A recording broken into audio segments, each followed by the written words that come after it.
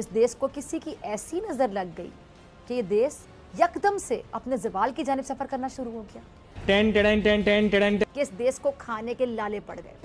अब ये उजड़ा चमन बदतरीन मुआशी बहरान से दो चार है।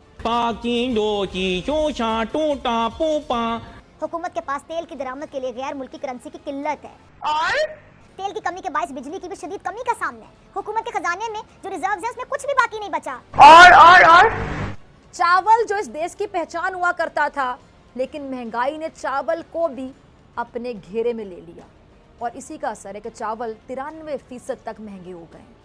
इस देश के रुपए की कदर में शदीद तरीन कमी हो चुकी है।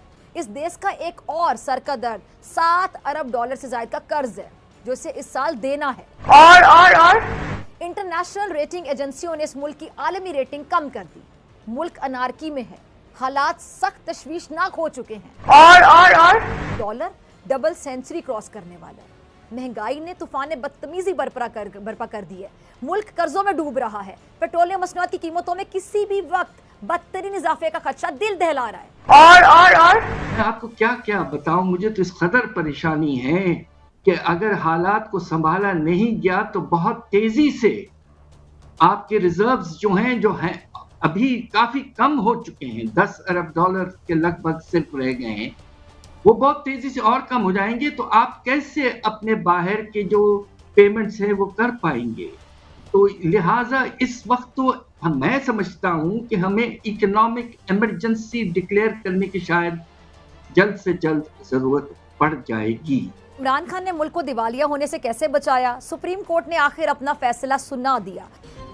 भाई बस कर दो यार, बस कर दो। हमारे जो रिसोर्सेज भी कम है, लोग भी परेशान है, रुपए की वैल्यू भी कम हो चुकी है और खुदा ना खास्ता पाकिस्तान अगर डिफॉल्ट करता है तो सुनने में आ रहा है कि डॉलर जो है $1 $300 तक पहुंच सकता है और IMF के पास जाना ही हमारे पास ऑप्शन है। उधर इंडिया जो है उन्होंने ये कह दिया है कि हम पाकिस्तान से कुछ एक्सपेक्ट नहीं करते, कोई ड्रामेटिक, नथिंग ड्रामेटिक जो है वो हम पाकिस्तान से एक्सपेक्ट करते हैं, कुछ भी नहीं एक्सपेक्ट करते।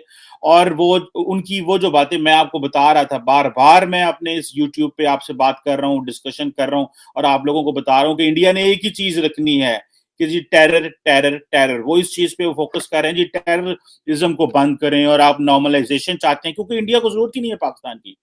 इंडिया अगर आज पाकिस्तान से चीजें नॉर्मलाइज करता है तो वो पाकिस्तान का फायदा, इंडिया का तो फायदा नहीं है। इंडिया तो ऑलरेडी ग्लोबली मेन स्ट्रीम्ड है, मेन स्ट्रीम तो पाकिस्तान ने होना, तो वो क्यों कर हमसे बात करें? तो वो जो इस वक्त अगर अमेरिकन पाकिस्तान से नाराज हैं, यूरोपियंस पाकिस्तान से नाराज हैं, उसकी बहुत सारी वजूहात मैं डिस्कस कर सकता हूँ, माजी में बहुत सारी मैंने की भी है। गो के जनरल पब्लिक, आम पब्लिक जो अवाम है वो नहीं समझती। हर बंदा अमेरिका, यूरोप, कनाडा का वीजा लेना चाहता है और गालियां भी निकालना चाहता है। ये डबल स्टैंडर्ड है पाकिस्तानियों के बहुत ज्यादा। खैर एनी हाउ, मेरा पॉइंट जो है आज ये है कि इंडिया बात नहीं करना चाह रहा, इस पर भी बात करता हूं। और इकोनॉमी के हवाले से मैं आपको बात बता दूं कि इकोनॉमी जो है वो हमारी बड़ी मुश्किल हालत में है और हमारे पास जो फॉरेन एक्सचेंज रिजर्व है वो हर रोज कम हो रहे हैं और जो हमारे पास पैसा है वो सारे का सारा बाहर के लोगों का पड़ा है, अमेरिकीज का है, सऊदीज का है, चाइनीज का पड़ा हुआ है। पाकिस्तान का तो पैसे कोई नहीं पड़ा हुआ बीच में। और ये तो आज वो अगर पैसा पाकिस्तान से मांग लें, IMF हमसे पीछे हट जाए तो पाकिस्तान डिफॉल्ट जो है वो इजीली कर सकता है। और क्योंकि सिंपल सी बात है, डिफॉल्ट क्या है, आपके पैसे की सारी बात है, वैल्यू, आपके पास डॉलर नहीं रहेंगे। जब आपके पास डॉलर नहीं होंगे, आपके पास फॉरेन एक्सचेंज रिजर्व नहीं होगा कि आपको चीज इंपोर्ट कर सकते हैं और जाहिर बात है कर्जे और बढ़ जाएंगे। जिस तरह श्रीलंका की करेंसी गिरी थी, पाकिस्तान की करेंसी भी आए रोज जो है वो गिर रही है। और बहुत सारे लोग आजकल, बड़े अफसोस की बात है, मुझे दुख हो रहा है कि पाकिस्तान का मुआवजा आजकल श्रीलंका से हो रहा है। हमें तो ये बनाने चले थे एशियन टाइगर और फंसा गए हमें श्रीलंका के मुकाबले में। और अगर आप पाकिस्तान के उसका फिर पाकिस्तान की सिक्योरिटी पे, पाकिस्तान के लॉ एंड ऑर्डर पे, पाकिस्तान की सोसाइटल सिक्योरिटी पे बड़े लॉन्ग टर्म नुकसान होंगे। क्योंकि अगर आपके टैग एक साथ एक दफा डिफॉल्ट का टैग लग गया तो वो जान नहीं छूटती। और अगर देखें जो डिफॉल्ट है, सिंपली उसी को कहते हैं जिसके पास फॉरेन जो है डॉलर मौजूद ना हो, ठीक है, या यूरो मौजूद ना हो, या कोई ऐसी करेंसी जिससे ग्लोबली ट्रेड होती हो वो मौजूद ना हो इन रिटर्न कि आप उससे कोई चीज इंपोर्ट कर सकें। और कौम से कहा आपने घबराना नहीं है, घबराना नहीं। और अब पाकिस्तान में नई सरकार से सवाल पूछे जा रहे हैं कि कहीं उनकी नीतियों के चलते पाकिस्तान की हालत श्रीलंका जैसी तो नहीं हो जाएगी। पाकिस्तान में पीएम बदल चुका है, लेकिन पाकिस्तान की इकोनॉमी की सूरत नहीं बदल रही। डॉलर के मुकाबले पाकिस्तानी रुपया अब तक के सबसे लो लेवल पर पहुंच चुका है। रुपया कमज़ोर होने से पाकिस्तान के लिए बड़ी मुसीबत पैदा कर सकता है। रुपया कमज़ोर होने से उसे आयात पर ज़्यादा खर्च करना पड़ेगा, इससे इकोनॉमी पर बोझ पड़ेगा। बढ़ती महंगाई ने लोगों की ज़िंदगी मुश्किल कर दी है। गेहूँ, आटा, चावल से लेकर फल सब्जियाँ लोगों की पहुंच से दूर हो रही है।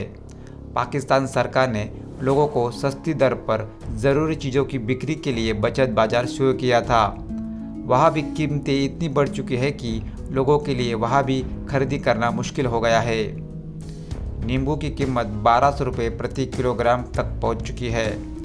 50 रुपये में एक नींबू भी नहीं मिल पा रहा है।